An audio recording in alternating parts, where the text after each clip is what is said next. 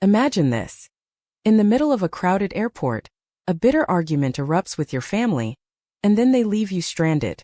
Your parents and sister quietly cancel your ticket and walk away, leaving you in the heart of Europe with no phone, no boarding pass, and no way to call for help. Then a stranger dressed like a millionaire approaches you and quietly says, "Pretend to be my wife. My driver is here." Then with a cold smile he adds, "Trust me, they'll regret this." I had no idea how true his words would be. As I took his hand, and we stepped into the limousine, leaving the airport lights behind, I realized this was no mere coincidence. This was the moment that would change everything. And whatever happened next, I knew one thing for sure. They would truly regret what they'd done. Before that day, my life looked steady from the outside. Not perfect, just put together enough to feel safe. I had learned how to keep moving after things broke, how to smile through awkward questions, how to act like everything was fine even when it took effort.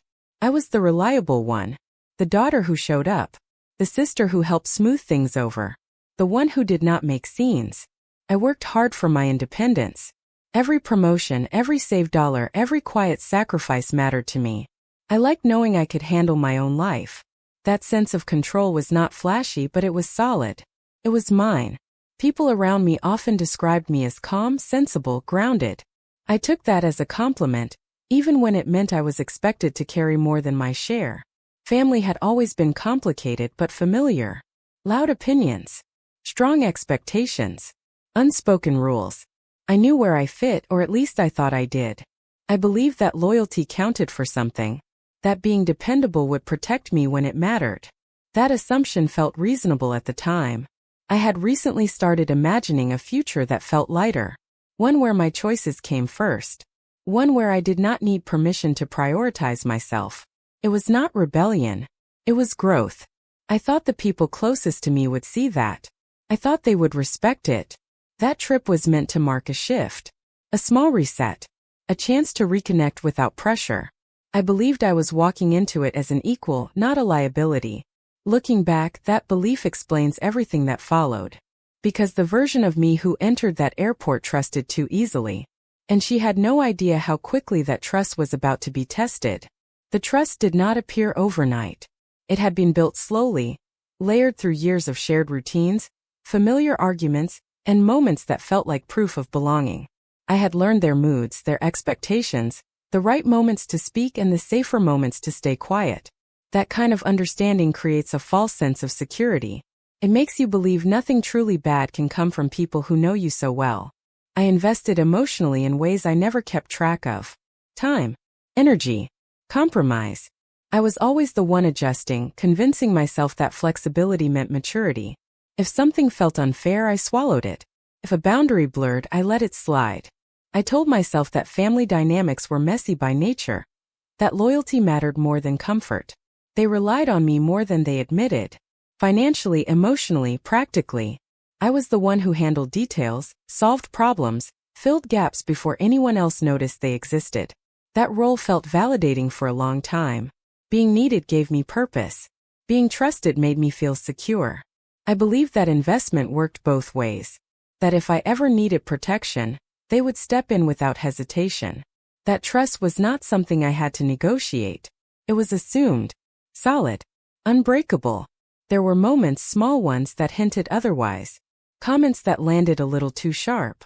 Decisions made without consulting me. Jokes that carried an edge. I noticed them, but I dismissed them. Questioning trust felt unnecessary when everything still functioned. I told myself that strong relationships did not require constant reassurance. That silence meant understanding. That familiarity was proof enough. That belief shaped every choice I made leading up to that day. It explained why I did not hesitate, why I did not double-check, why I walked into that airport assuming I was safe among people who had always claimed to stand beside me. Trust, when it goes unquestioned, feels like stability, until the moment it is used against you. The argument did not begin as an explosion. It started quietly, the way tension usually does, with a tone that shifted just enough to be noticed. A comment was made. I responded carefully. Someone else jumped in. Suddenly, the air felt heavier, charged with things that had been waiting for an excuse to surface. We stood near the check-in area, surrounded by travelers minding their own business. Luggage carts rolled past us.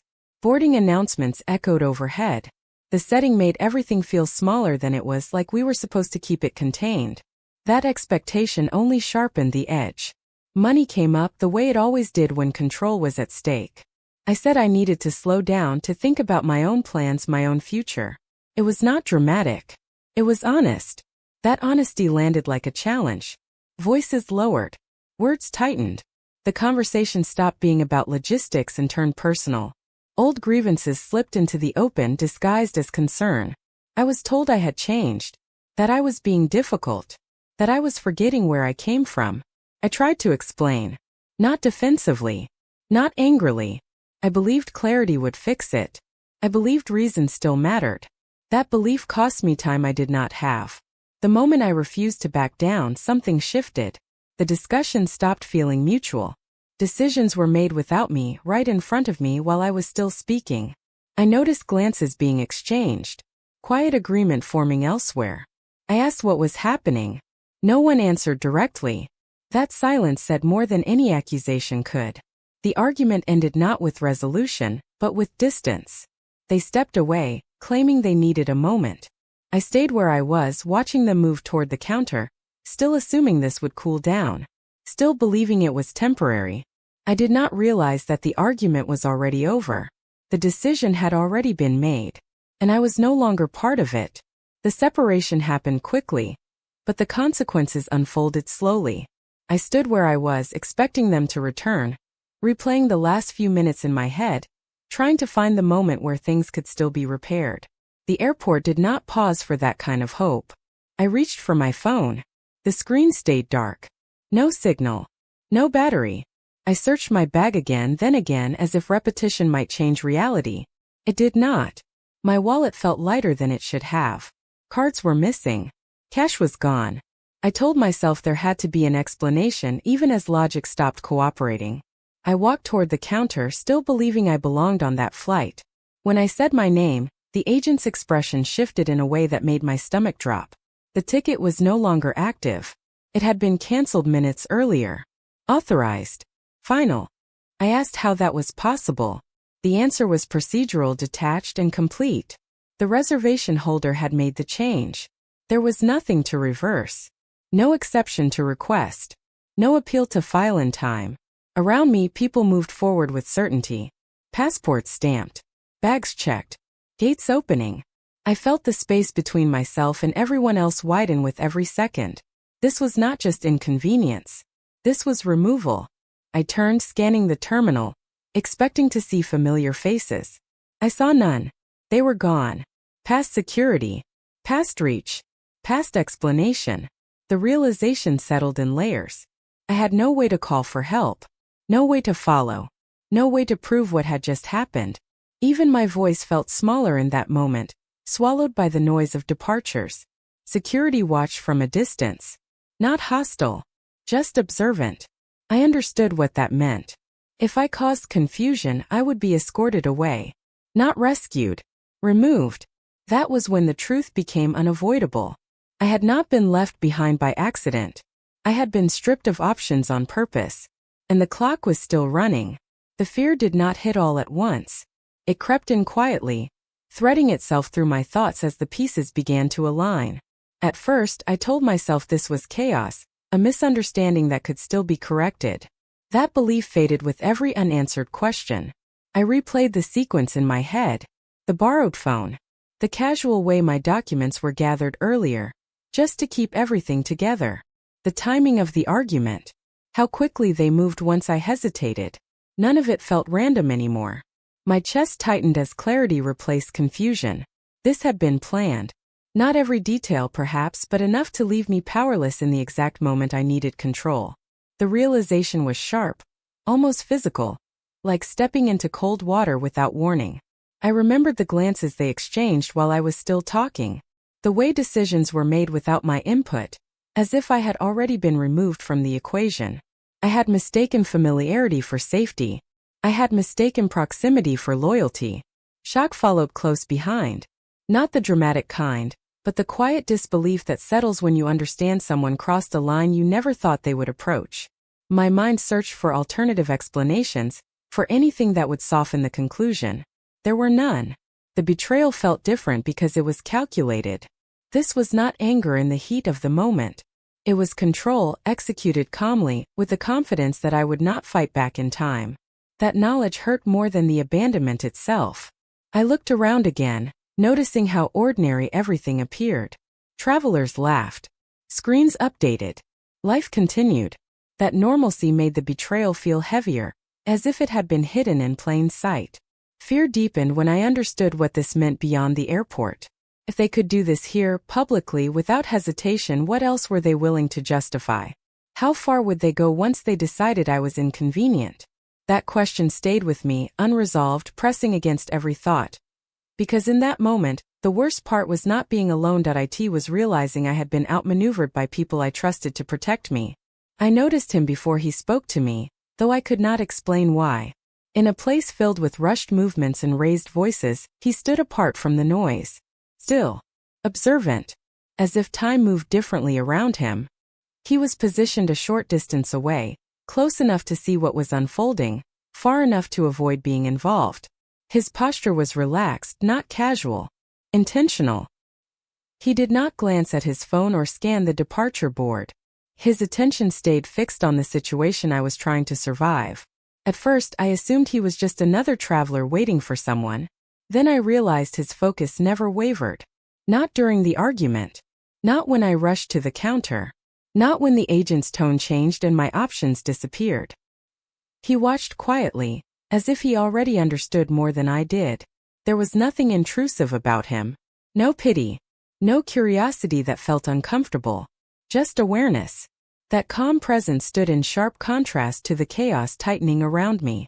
When he finally moved, it was deliberate. Not rushed. Not hesitant. He closed the distance with the confidence of someone who knew exactly when to intervene. His suit was immaculate. Understated but unmistakably expensive. The kind of detail you notice without trying.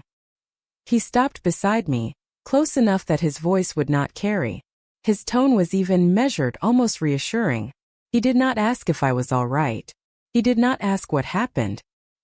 He spoke as if the situation had already been assessed. "Do exactly what I say," he told me quietly. I turned to look at him, caught between suspicion and necessity. There was no urgency in his expression, no need to persuade. He waited, giving me space to decide, as though he understood the weight of the moment. That was when I realized something unsettling. He had not just noticed what happened. He had anticipated what would come next. He did not raise his voice. He did not rush his words. That alone made me listen. He leaned in just enough to keep the moment private, shielding the conversation from the noise around us. "You are going to walk with me," he said calmly. "You will act like you belong there. No hesitation." His eyes stayed steady, as if doubt was a problem already solved. I asked why. Not emotionally. Practically. My instincts were still intact even under pressure. He explained without embellishment. His driver was arriving. Security would not question a couple moving together with purpose. Appearances mattered in places like this. Confidence opened doors faster than explanations ever could. Then he added the part that made my breath catch. "You will pretend to be my wife. Only until we are out." No pause. No apology.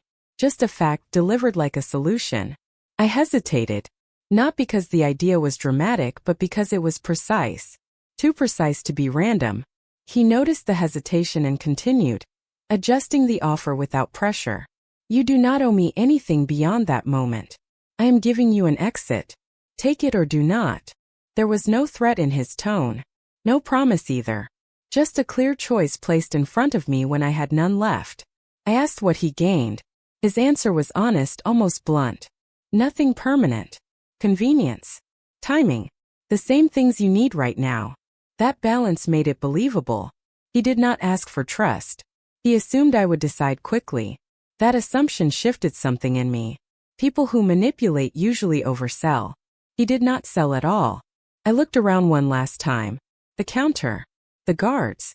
The closed gate. Every familiar option was gone. His offer was not safe. It was possible. I took a breath. Not because I believed him completely, but because standing still was no longer an option. As I placed my hand in his, one thought cut through everything else. If this was a mistake, it would at least be my choice. Pride has a way of making itself loud when everything else falls apart. I felt it rise in my chest, sharp and insistent, telling me to step back, to refuse, to demand answers instead of accepting help from a stranger. That instinct had protected me before. In that moment, it threatened to trap me. I looked at his hand, steady and unmoving, waiting without impatience. He was not pulling me forward. He was not pushing. The choice remained mine, and the weight of that choice pressed down harder with every second that passed. My mind ran through the alternatives, not emotionally but methodically. Stay and argue. Get escorted away. Lose time I could not afford. Sit alone in a foreign terminal with no way to reach anyone. None of those options led anywhere useful. They led to exposure, to vulnerability I could not control. Fear tried to rush the decision. I slowed it down. Panic would only make things worse. I reminded myself that survival did not always look brave. Sometimes it looked quiet, strategic, temporary. I lifted my head and met his eyes again. There was no urgency there, only certainty. That steadiness gave me something solid to stand on when everything else felt unstable. I realized then that pride was a luxury I could revisit later. Safety was not. I nodded once. Not dramatically. Not defiantly. Just enough to signal that I understood the terms. His hand tightened slightly around mine, not possessive, just present. He adjusted his posture immediately, turning us into a unit without drawing attention. We began to walk.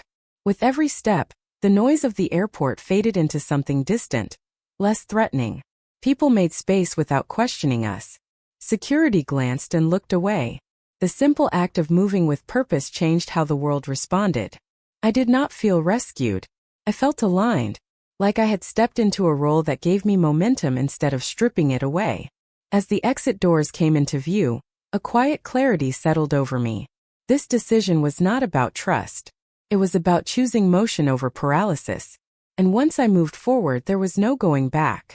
The shift was immediate the moment we stepped outside. The noise of the terminal disappeared behind heavy glass doors, replaced by quiet movement and controlled space. A black car waited at the curb, polished, anonymous, unmistakably expensive. The driver did not ask questions. He opened the door and stepped aside, as if this scene had played out many times before. Inside, the air felt different. Clean. Still. The leather seats held their shape, untouched by urgency. I sat back, hands folded in my lap, suddenly aware of how fast my heartbeat sounded in the silence. The airport chaos already felt unreal, like something I had imagined under stress. He gave the driver a brief instruction, nothing more. The car moved smoothly into traffic, merging without resistance. No one rushed us. No one challenged us. That alone revealed how power actually worked. It did not announce itself. It simply passed through. I watched the city slide past the tinted windows, realizing how little access I had ever had to this side of life. This world operated on quiet agreements, subtle signals, and confidence that did not need to be proven. I felt out of place not because I was unwelcome, but because I had never been expected here. He noticed my stillness and spoke again evenly. "You are safe now." Not reassurance. Confirmation. He said it like someone stating a fact already secured. We arrived at a private entrance, far from crowds or cameras. Staff greeted him by name. Doors opened without hesitation. Elevators waited. Everything moved with purpose, as if delays were an inconvenience this world had learned to eliminate. I followed, careful not to hesitate, careful not to reveal how unfamiliar this all felt. My clothes were the same. My posture adjusted without conscious effort. I matched the pace, the composure, the silence. Inside the space we entered, glass and steel reflected city lights from every angle. It was beautiful in a controlled way, designed to impress without asking permission. I understood then that wealth was not just about money. It was about insulation, protection from chaos. Standing there, I felt the contrast settle in fully. Hours earlier, I had been disposable, trapped, ignored. Now doors opened before I reached them. That contrast stayed with me, sharp and undeniable, because nothing about me had changed. Only the world I had stepped into had. The truth did not arrive in a single sentence. It unfolded slowly, the way damage often does, through details that seemed harmless on their own. I noticed it first in the timing. Too precise. Too coordinated to be driven by anger alone. Later that evening, when silence finally had room to exist, I was given access to what I had been missing all day. Messages. Account alerts. Reservation logs. Each one filled a gap I had been trying not to see. The cancellation was not impulsive. It had been arranged in advance, linked to accounts I did not fully control anymore. That realization shifted everything. I traced the trail backward, carefully, noticing how permissions had been shared long before the argument began. Financial access labeled as temporary. Documents gathered for convenience. Conversations framed as concern. It was all there, hiding behind language that sounded supportive. What unsettled me most was the restraint. This was not sabotage fueled by emotion. It was measured, designed to corner me without leaving visible marks. They had anticipated resistance and removed it before it could form. The implications extended beyond the airport. If they could justify stranding me publicly, they could justify managing my assets privately. Control had been the goal all along. The argument had only been the trigger. I felt a familiar pressure then, the urge to question myself instead of them, to wonder if I had misunderstood. That instinct passed quickly. The evidence did not leave room for doubt. There were legal implications I had not considered. Shared authority. Conditional access. Clauses I had skimmed because trust made scrutiny feel unnecessary. I understood now how easily concern could be repurposed into leverage. The betrayal cut deeper because it was quiet. There were no raised voices, no threats to point at later. Just actions executed with the confidence that I would comply, or at least stay silent. I sat with that understanding longer than I expected. Not frozen, focused. Because once the full picture came into view, one thing became clear. This was not about a family disagreement. It was about control disguised as care. And now that I could see it, I knew I could not afford to look away. The shift from personal betrayal to legal threat happened quietly, without warning. No dramatic confrontation. No official notice delivered in person. Just paperwork appearing where trust used to live. I learned about it through a document summary sent late that night. Plain language. Neutral tone. Carefully chosen words. It referenced my well-being, my stability, my capacity to manage my own affairs. The phrasing was polished enough to sound reasonable to anyone reading it cold. That was what made it dangerous. The document outlined steps that could be taken if concerns continued. Temporary oversight. Safeguards. Asset protection. It framed control as responsibility, authority as care. Reading it, I understood how easily truth could be bent when wrapped in procedure. My name appeared alongside legal terms I had never expected to see attached to my life. Competency, oversight, evaluation. Each word carried weight far beyond its definition. Together, they formed a path that did not require my consent once it began moving. I asked questions. Not emotionally. Precisely. What could be filed? How quickly? What evidence would be required? The answers were direct and unsettling. Timing mattered. Silence could be interpreted as instability. Delay could be framed as avoidance. Risk escalated with every hour that passed. What frightened me was not the process itself, but how plausible it sounded. On paper, the narrative was clean. Concerned family members. A sudden disappearance. Financial responsibility at stake. The airport incident could be presented as proof, not context. I realized then that my isolation had not ended at the terminal. It had simply changed shape.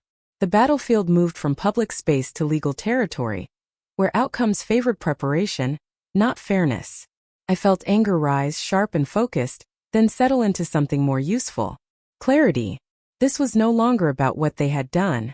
It was about what they were prepared to do next.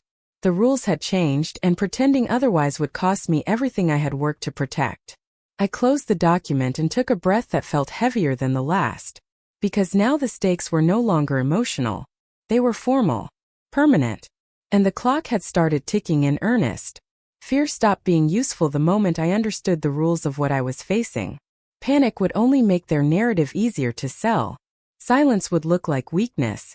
Emotion would be documented and repurposed. If I wanted control back, I needed structure, not reactions. I started by slowing everything down. I asked for timelines. I reviewed records. I requested copies instead of summaries. Every detail mattered now, especially the ones that felt boring. Competence, I learned, often looks unremarkable from the outside.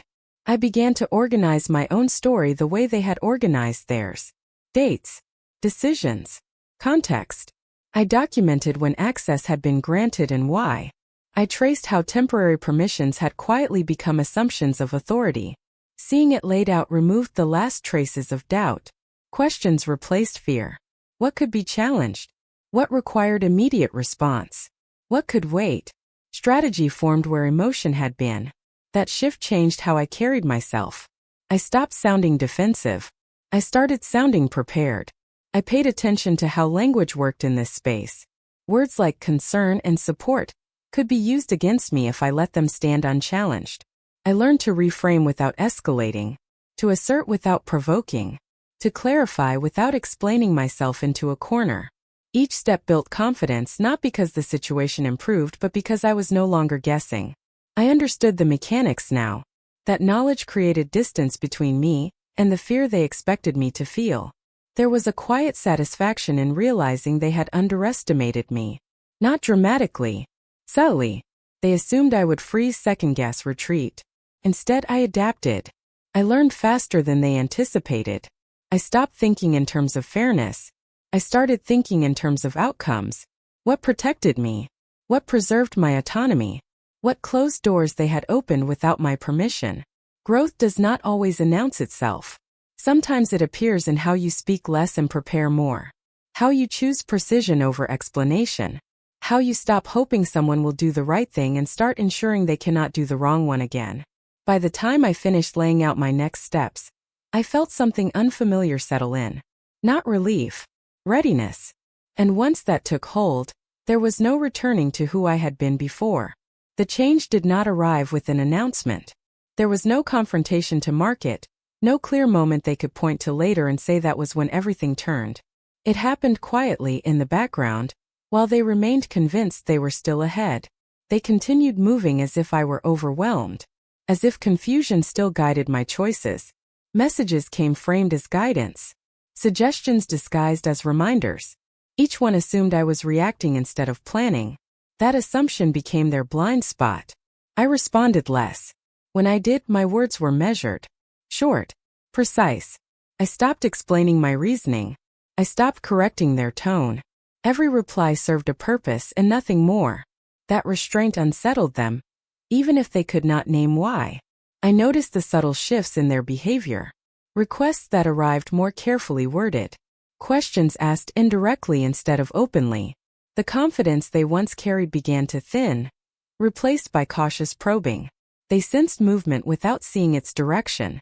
Behind that calm exterior, I was building structure. Documentation was complete. Boundaries were defined. Support systems were aligned. I no longer operated alone, even when it looked that way from the outside. The difference was invisible but significant. What surprised me most was how natural it felt. This was not revenge driven by anger. It was alignment. Every step I took now moved me forward instead of pulling me back into old patterns. I stopped reacting to pressure because I understood where it came from. They mistook my composure for compliance. They assumed silence meant hesitation. That misunderstanding worked in my favor. It allowed me to move without resistance, to prepare without interruption. I could feel the balance shifting, not dramatically but steadily. Conversations that once left me defensive now ended on my terms. Situations that once felt urgent lost their power to rush me. Time which had been used against me became an asset again. Power rarely changes hands in obvious ways.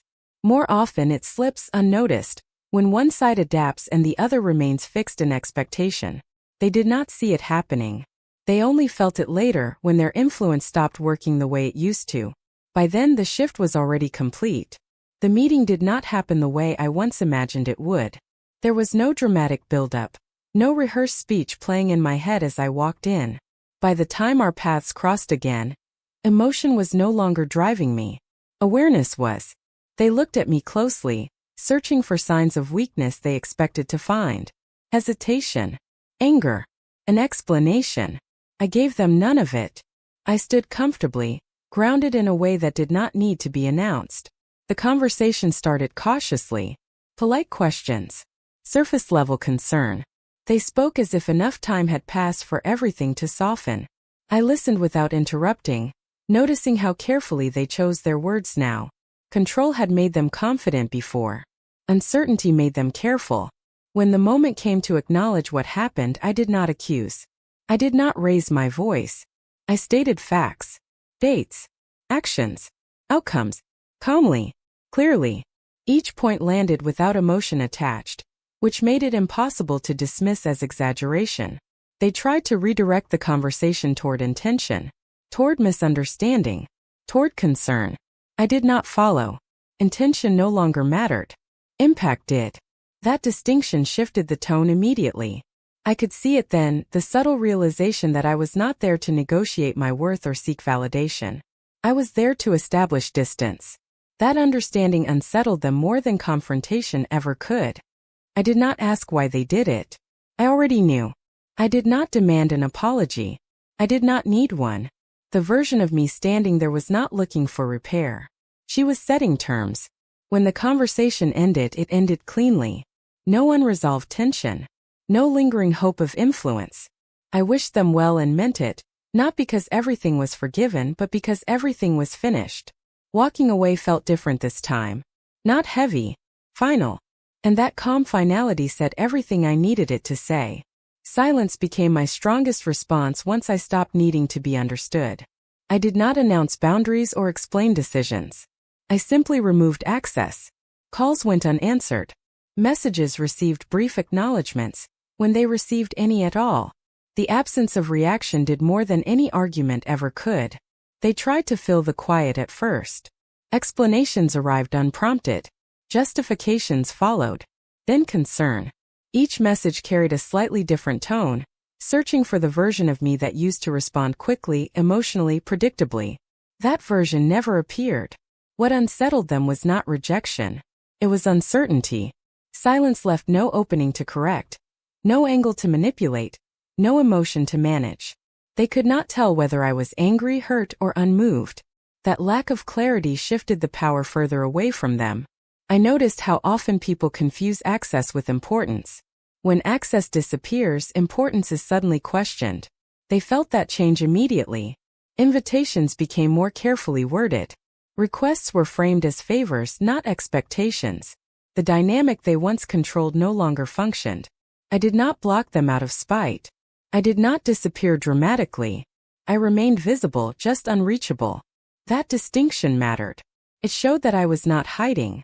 I was choosing. Silence gave me space to focus forward instead of backward. Energy that once went into managing reactions returned to building something stable. I felt lighter without constant explanation trailing every decision. The most effective revenge rarely looks like revenge at all. It looks like indifference grounded in self-respect. It looks like refusing to participate in narratives designed to shrink you. They eventually stopped trying to fill the quiet. That was the moment I knew the damage had been done. Not because they suffered, but because they understood they no longer had influence. Silence does not shout. It does not demand attention. Simply removes it. And once attention is gone, control follows it out the door. The collapse did not happen all at once. It unfolded in small, unmistakable moments that grew harder to ignore. At first, it appeared as hesitation. Plans that stalled. Decisions that took longer than usual. The confidence they once carried began to fray at the edges. I saw it in how they spoke to others about me. The certainty was gone. Statements turned into questions. Assumptions softened into guesses. Without my participation, their version of events lost structure. Stories require cooperation to hold their shape. I had withdrawn mine. Practical consequences followed. Access they once relied on quietly closed. Information stopped flowing. The systems they had built around my compliance no longer functioned. They had assumed continuity. They had not prepared for refusal. I heard about it indirectly through neutral channels, casual remarks that revealed more than intended, delays caused by missing approvals, confusion over authority. Situations that required my input now sat unresolved. The absence of drama made the impact sharper. Attempts to reassert control grew more obvious. Messages carried urgency instead of confidence. Requests framed as concern slipped into frustration. They tested old triggers, expecting a reaction that never came. Each failed attempt weakened their position further. What surprised me was how quickly others adjusted. Without my reinforcement, people around them noticed the imbalance. Patterns became visible. Questions surfaced. Control thrives in quiet agreement. Once that agreement disappears, scrutiny follows. I did not intervene. I did not correct misconceptions or step in to stabilize anything. That restraint mattered.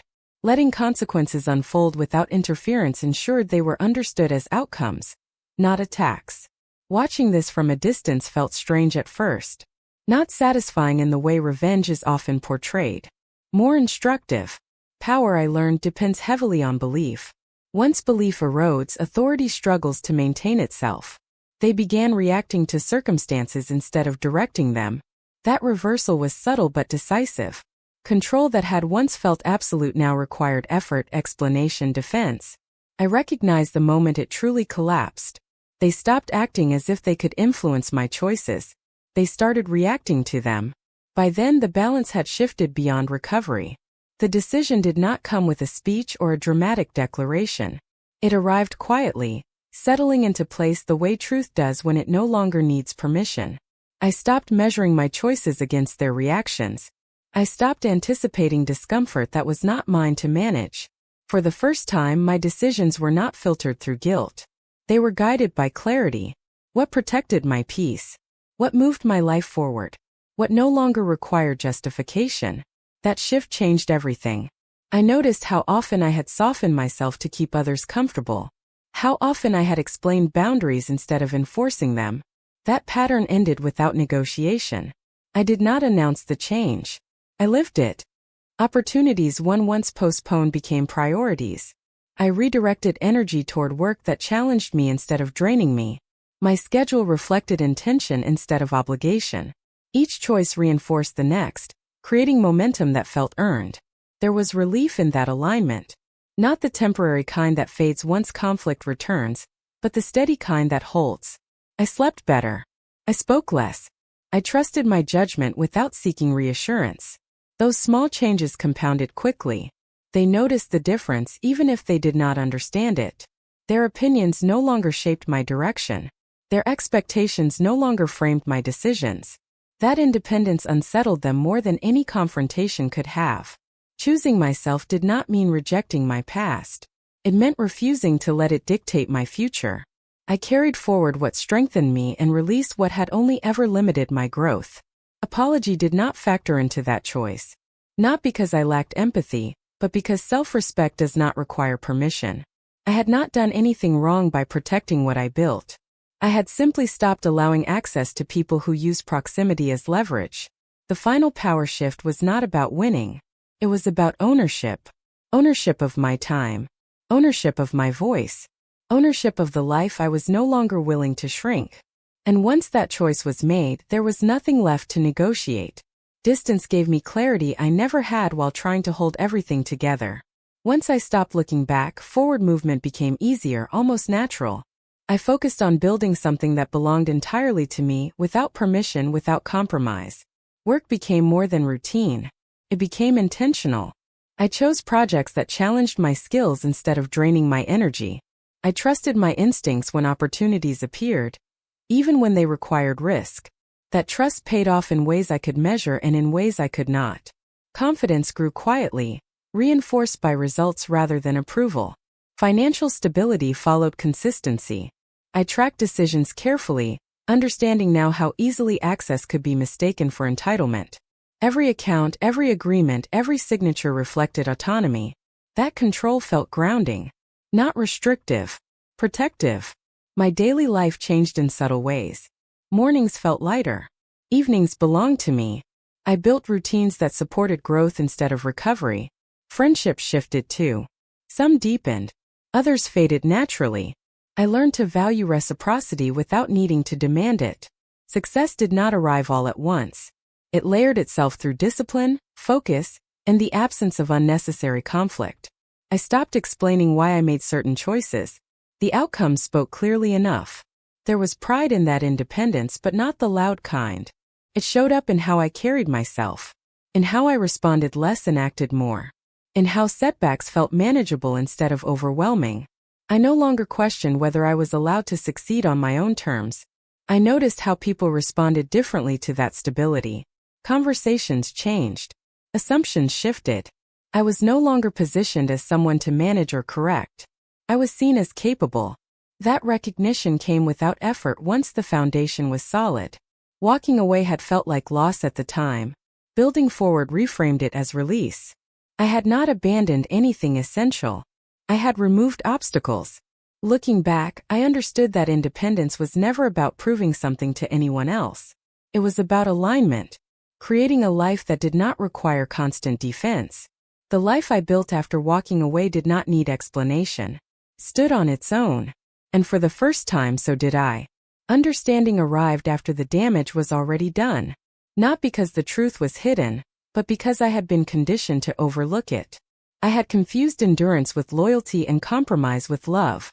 That misunderstanding shaped my choices longer than I care to admit. I learned that trust without boundaries is not strength. It is exposure. When access is unlimited, respect often erodes quietly. I had believed that giving more would eventually balance things out. Instead, it taught others how much they could take. Another lesson settled in just as heavily. Familiarity does not guarantee safety. History does not equal protection. People can know your habits, your fears, your patterns, and still choose control over care when it benefits them. That reality does not make you naive. It makes you human. I also learned how easily concern can be weaponized. Words like help, support, and responsibility sound harmless until they are used to justify decisions made without you. The danger lies in how reasonable it all appears from the outside. Most importantly, I learned that waiting for someone to treat you better rarely works. Change happens when you decide what behavior you will no longer accept, not when others promise to improve. That decision does not require permission or consensus. The timing of these lessons hurt. Learning them earlier might have saved me from loss, confusion, and fear. Learning them later gave me something different. Clarity without illusion. I no longer romanticize resilience that costs self-respect. I no longer mistake obligation for connection. I understand now that walking away is not failure when staying requires silence. The lesson came late, but it stayed. Protecting your autonomy is not selfish. It is necessary. And once you learn that, you stop negotiating with people who benefit from your hesitation. The moral is not about revenge. It is about awareness. People often assume that harm only comes from obvious cruelty. In reality, the most damaging situations are usually quiet, justified, and framed as concern. When control is disguised as care, it becomes harder to question, especially when it comes from people who are supposed to protect you. This story is a reminder that trust must have limits to remain healthy. Loyalty should never require silence. Love should never demand that you shrink yourself to keep the peace. The moment your needs are treated as inconvenience, something fundamental has already shifted. Another truth matters just as much. Walking away does not mean you lost. Sometimes it means you finally stopped playing a role that was designed to exhaust you. Strength does not always look like confrontation. Often it looks like clarity, preparation, and the courage to choose yourself without explanation. If you take anything from this, let it be this: pay attention to patterns, not promises. Respect shows up in actions, not words. And protecting your autonomy early is always easier than reclaiming it later. You are allowed to change. You are allowed to outgrow expectations. You are allowed to leave situations that require you to disappear to survive. That is not selfish. That is self-respect. Now I want to pause and turn this back to you. If you were standing where I stood that day, with trust broken in public and options stripped away without warning, what would you have done next? Would you have fought immediately, demanded answers, or tried to repair what was already falling apart? Or would you have chosen silence, distance, and control the way I did? Situations like this rarely announce themselves clearly. They unfold through pressure, confusion, and moments where every choice feels wrong. That is why your perspective matters. Someone listening right now might be facing a similar crossroads, unsure whether staying loyal is costing them more than leaving ever could. So take a moment and think honestly. Would you have walked away sooner? Would you have given another chance? Or would you have protected yourself without apology? Share your thoughts in the comments. I read them. Others read them too. Sometimes the clarity we need comes from hearing how someone else would choose.